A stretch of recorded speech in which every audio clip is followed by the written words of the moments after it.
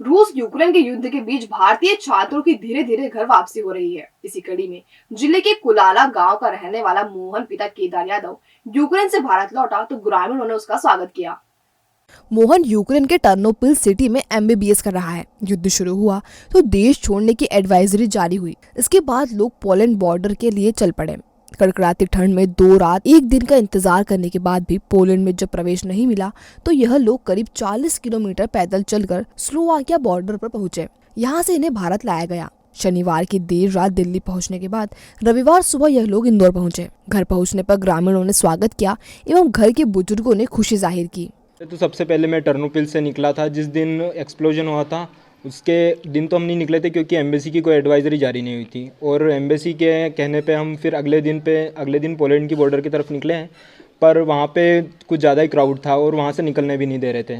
तो फिर अगले ही दिन फिर 2 दिन वहाँ रुकने के बाद हम उजरोद की तरफ गए और उजरोद से फिर हम स्लोवाकिया बॉर्डर क्लियर करके स्लोवाकिया रुके, और वहाँ फिर 4 दिन रुकने के बाद हमको फ़्लाइट मिल गई थी। जहाँ पे एक्चुअल में टर्नोपिल में इतनी कोई दिक्कत नहीं थी। टर्नोपिल में सिर्फ अलर्ट जारी किया था, रेड अलर्ट पे रखा था, और वो भी शाम को जब सायरन वायरन बजता था तो उस वक्त हम बंकर में चले जाते थे, और बाकी दिन में बिल्कुल नॉर्मल चल रही थी लाइफ। वहाँ पे कुछ भी नहीं था। सिर्फ जो एक्सप्लोजन्स हो रहे थे वो मेन सिटीज़ में हो रहे थे यूक्रेन की, जैसे खार्किव और ओडेसा की, यही जो सिटीज़ थी इनमें ही हो रहा था। भारतीय एम्बेसी की बहुत बड़ी भूमिका रही हमको वहाँ से निकालने में, क्योंकि यूक्रेनियन पुलिस वहाँ पे जो थी वो रोक रही थी, पर जो भारतीय एम्बेसी के जो एम्बेसडर थे उन्होंने ही फिर अंदर आके जो भी पूरा अरेंजमेंट किया था, और उसके बाद ही हम वहाँ से निकल पाए थे।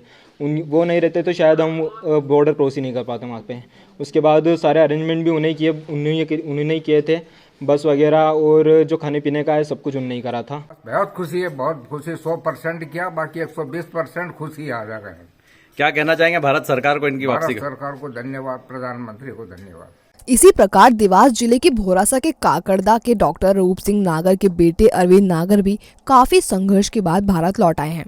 अरविंद इंडियन एम्बेसी के जरिए भारत लौटे। इंदौर एयरपोर्ट पर देवास शाजापुर सांसद महेंद्र सिंह सोलंकी और परिजनों ने उनका स्वागत किया। भोरासा फाटे के बाद जगह जगह उनका स्वागत किया गया। अरविंद नागर बड़ा हनुमान चौक पर पहुंचे और बाबा श्री खेड़ापति मंदिर एवं द्वारकाधीश मंदिर के दर्शन कर आशीर्वाद लिया, जहां से इन्हें ढोल धमाकों के साथ उनके निवास लेकर आया गया। निवास पर आतिशबाजी कर पुष्पमाला पहनाई गई और मिठाई खिलाकर स्वागत किया गया। देवास जिले के हैं महेंद्र सिंह सोलंकी जी, उन्होंने हमें बताया कि एम्बेसी से उनकी बात हुई है, जहां किरण रिजिजू भी आ रहे थे स्लोवाकिया बॉर्डर पे, तो उन्होंने हमारी हेल्प की। दिन में वो भी करीब 6-7 बार हमें कॉल पे हालचाल जान लेते थे। उसके बाद स्लोवाकिया बॉर्डर क्रॉस करने के बाद उन्होंने ही वहीं अरेंजमेंट हमारा लगवाया, होटल्स वगैरह में खाना पीना पूरी व्यवस्था करी।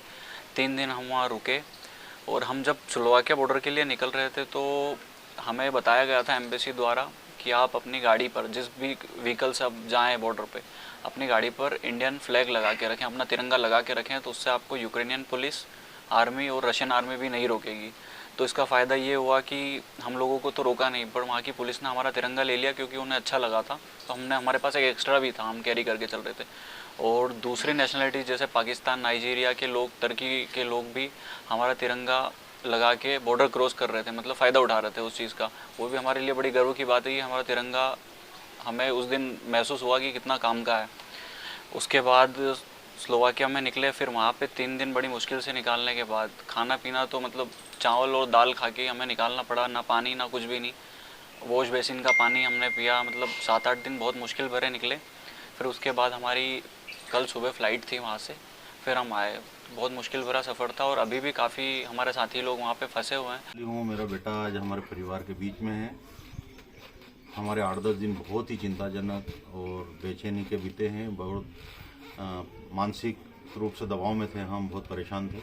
लेकिन मैं इन सब के पीछे जो इंडियन गवर्नमेंट, खासकर भारत सरकार ने जो मदद की है उनको वहाँ से निकालने में, आज गर्व महसूस हो रहा है मुझे कि हमारे तिरंगे की शान पूरे विश्व में क्या है। और स्थानीय हमारे देवास शाजापुर के महेंद्र सिंह जी सोलंकी साहब ने लगातार मेरे बेटे से 5 दिन संपर्क रखकर इनको पूरा फॉलो किया। इवन आज सुबह एयरपोर्ट इंदौर रिसीव करने तक भी गए हुए।